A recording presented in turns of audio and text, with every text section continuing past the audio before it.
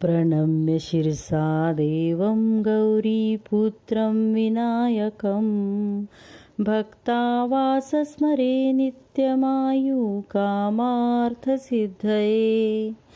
प्रथमं वक्रतुण्डश्च एकदन्त द्वितीयकम् तृतीयं कृष्णपिङ्गाक्ष गजवक्र चतुर्थकम् लम्बोदरं पञ्चमच्च षष्ठं विकटमेव च सप्तं विघ्नराजेन्द्रं धूम्रवर्णं तथाष्टमं नवं भालचन्द्रं च दशमं तु विनायकम् एकादशं गणपति द्वादश तु गजानन द्वादशैतानि नामानि त्रिसन्ध्याय पठेन्नर न च विघ्नभयं तस्य सर्वसिद्धिकर प्रभु।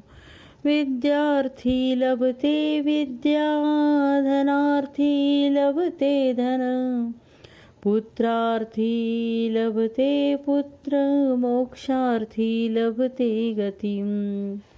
ॐ गङ्गणपतये नमो नमः।